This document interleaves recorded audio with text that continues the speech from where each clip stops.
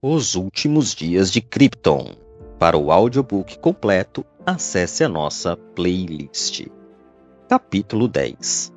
Quando sua nave prateada e danificada finalmente pousou em Argus City, Zor-El estava queimado, exausto e profundamente perturbado com o que vira no continente ao sul. Enquanto se aproximava da bela cidade, que brilhava com luzes na escuridão, pensou em ligar para que uma equipe médica o encontrasse na plataforma de pouso. Suas queimaduras eram martirizantes, e ele podia sentir cristais endurecidos de lava dentro da carne de seu braço e de sua cintura. Mas Zor-El não queria que seu povo o visse fraco e cambaleante, sendo carregado para um hospital. Durante o tempo em que sobrevoava o oceano na volta para casa, ele chegou a usar o kit de primeiros socorros que estava em sua cabine para fazer os curativos mais básicos. Ao pousar durante a noite, ele deixou sua nave coberta de cinzas em uma plataforma não muito distante do vilarejo e saiu cambaleando antes que alguém pudesse vê-lo. Com passos irregulares, mas determinados, ele seguiu na direção de sua esposa, seu lar. Só de sentir o ar fresco e salgado que soprava do oceano já se sentia rejuvenescido. Cadeias de luzes traçavam curvas entre os pináculos elegantes das 5 pontes douradas que ligavam a península ao continente. De onde elas terminavam, saíam estradas que davam nas terras agrícolas, nas montanhas e no distrito em torno do lago. Rodovias que atravessavam os campos seguiam na direção de Borga City, Ilônia, Orvai, Corril, Kandor e outros vilarejos e comunidades perto das montanhas. Mas nada podia se comparar a Argus City. Os snobs de Kandor podiam ter sua capital até onde lhe dizia respeito. Aqui, o clima quente e tropical proporcionava dias agradáveis e noites tranquilas. A garoa vinha do oceano regularmente para irrigar a flora exuberante que enfeitava as ruas, prédios e jardins botânicos. Ele adorava viver ali. O sistema circulatório da cidade, uma rede de canais de irrigação, possuía tanto tráfego quanto as ruas pavimentadas e as trilhas para pedestres. Em intervalos regulares, pequenas pontes cruzavam a água corrente, cada uma era propriedade de uma família diferente que a preservava e decorava. Trepadeiras, flores e videiras adornavam cada estrutura. A cidade em si, a cidade dele, fortalecia Zor-El. Ele andou no meio da escuridão até o seu vilarejo, cuja entrada tinha uma série de colunatas e as 2 estufas geodésicas fartamente iluminadas de alura. Só mais alguns passos. Sua esposa levava jeito para atendimentos médicos. Ela poderia cuidar dele. Zor-El parou diante da porta de casa. Abriu-a, e de algum modo ela estava ali para recebê-lo. Alura tinha um cabelo negro na altura dos ombros, ainda mais escuro do que o dele, sobrancelhas arqueadas e uma testa alta que normalmente demonstrava o foco que ela tinha nas coisas. Zor-El sempre a considerou um contraponto para sua paixão e energia. Antes que ela pudesse dizer qualquer coisa, ele caiu em seus braços. Alura reagiu de um jeito calmo e profissional, começando a trabalhar imediatamente, da forma que ele sabia que a esposa faria. Vulcões, disse ele. Instabilidade no núcleo. Fique quieto. Me deixe cuidar dos seus ferimentos. Explicações mais tarde. Mas é importante. Segurando-o, ela o ajudou a caminhar pelos corredores cheios de trepadeiras na direção dos seus aposentos. Contar tudo para mim não vai fazer bem nenhum agora. Seja qual for a emergência, você terá que ficar vivo para fazer alguma coisa. Ela o deixou cair em seu colchão de espuma como se fosse uma árvore da floresta que havia sido derrubada por um raio durante uma tempestade. Os lençóis nunca pareceram tão frescos e cama alguma havia sido tão confortável. Mas no momento em que o estresse e o cansaço começaram a deixar seu corpo, a dor das queimaduras e dos ferimentos ficou mais preeminente. O suor brotava de sua testa. Zor-El cerrava os olhos. Alura se curvou sobre ele. As paredes, os cantos e as alcovas estavam cheias de flores e plantas, criando uma miscelânea de aromas. Ela arrancou uma vagem verde escura e macia de um arbusto e a aproximou do rosto de Zor-El.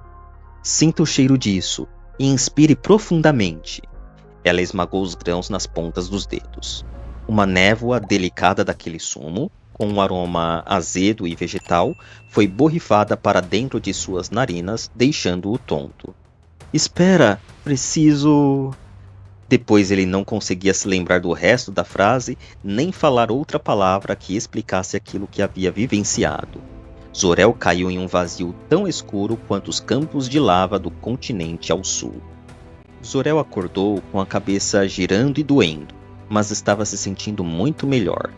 Arranjos de flores haviam sido arrastados para mais perto da cama, além de buquês, plantas e ervas aromáticas escolhidas por Alura por suas propriedades curativas específicas. Ele viu lírios avermelhados e do tamanho de travesseiros, e rosas azuis que cheiravam a pimenta e frutinhas doces. Alura usava seu grande conhecimento de botânica para criar plantas especiais com usos medicinais. Ela havia desenvolvido flores que produziam fragrâncias ou um pólen carregados de estimulantes, analgésicos, antibióticos, fomentadores do sistema imunológico, antiviróticos e outras drogas. Durante o sono, Zor-El fora cercado por um buquê dos mais poderosos remédios que sua esposa pôde arrumar. Agora, enquanto fazia força para se levantar, ele notou que a mesinha de cabeceira estava cheia de documentos, mensagens e pedidos urgentes, itens relacionados a negócios importantes em Argo City. Com um gemido, ele se virou para o outro lado e viu Alura observando. Ele sorriu para ela, e sorriu de volta. Agora é hora de me contar o que aconteceu com você, e de onde veio isso. Ela bateu em outra mesinha na qual estavam 6 pequenos pedaços escuros de lava endurecida. As pedras negras estavam manchadas e com um tom marrom e enferrujado por conta do sangue pisado. Enquanto ele jazia inconsciente, ela os extraiu dos seus ferimentos. Suas costelas e sua cintura estavam cobertas de folhas finas que se dissolviam, e sobre elas havia bandagens apertadas. Seu braço ferido estava untado de ungüentos curativos e completamente envolvido por uma gaze. Felizmente, pensou depois de olhar para a pilha de documentos que tinha para revisar, não era a mão que ele usava para escrever. Ele se apoiou nos cotovelos sobre a espuma e lhe contou tudo sobre as erupções, a pressão da lava que aumentava cada vez mais, as leituras que havia obtido com o peixe diamante e como perdeu todos os dados que recolheu durante o ataque dos Hakás. Tenho que ir a Kandor imediatamente. Preciso ver Jor-El. Ele tem que saber o que eu descobri. Ninguém mais suspeita. Ela o empurrou para baixo. Antes, você precisa se recuperar. Vai levar no mínimo 5 dias. Impossível, Jor-El e eu? É bem possível. Em tempo geológico, 5 dias não são nada. E você não vai poder salvar Krypton se cair morto por não ter se cuidado. Ela apontou para a pilha de documentos e mandatos. Essas podem ser emergências de prazo mais curto, mas você também tem responsabilidades com Argo City. Você fez essa escolha. Zor-El suspirou. Sim, foi a minha escolha. Ao contrário do irmão, que evitava totalmente a política, embora pudesse ter se tornado alguém com muito poder dentro do conselho. Já Zor-El devotava pelo menos metade do seu esforço e energia para administrar sua cidade e liderar seu povo. Alura estava certa. Mesmo se Jor-El concordasse com a sua análise crua dos dados, ele não poderia fazer nada em relação ao núcleo estável do planeta sem um esforço a longo prazo. Haveria muitas mais investigações, muitas outras medições. Mas o povo de Argo City precisava dele agora. Ele estendeu a mão boa e começou a separar os documentos. Dava para resolver a maior parte dos problemas na cama e delegar o resto. Alura lhe trouxe um copo de um potente suco e o deixou sozinho. Durma quando seu corpo pedir, e não vou reclamar se você acordar para trabalhar. Zor-El tentou desviar seu foco para questões mais triviais, mas não conseguia parar de pensar no que ele e seu irmão poderiam fazer juntos.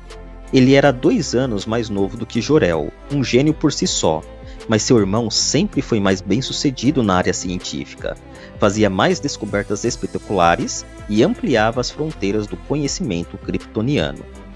Outro homem poderia sentir amargurado com isso, mas não Zor-El. Quando era apenas um adolescente, ele teve uma epifania. Em vez de se ressentir pelo fato de o irmão de cabelos claros ser o que é, Zor-El se sobressaía em uma área que seu irmão não tinha a menor competência: a política e o serviço social. Embora Jor-El dominasse os conceitos científicos esotéricos melhor do que qualquer um, Zor-El tinha mais facilidade para administrar as habilidades das pessoas, resolver problemas de forma pragmática e lidar com questões ligadas à organização e à engenharia prática. Ao mesmo tempo que Jor-El desenvolvia novas e bizarras teorias, cuja maior parte, infelizmente, era censurada pela Comissão para Aceitação da Tecnologia, Zor-El administrava obras públicas em Argo City. Havia instalado novos canais por toda a península, detectores de neblina, designado novas embarcações para pescas eficiente, ampliado os principais ancoradouros, entre outras coisas.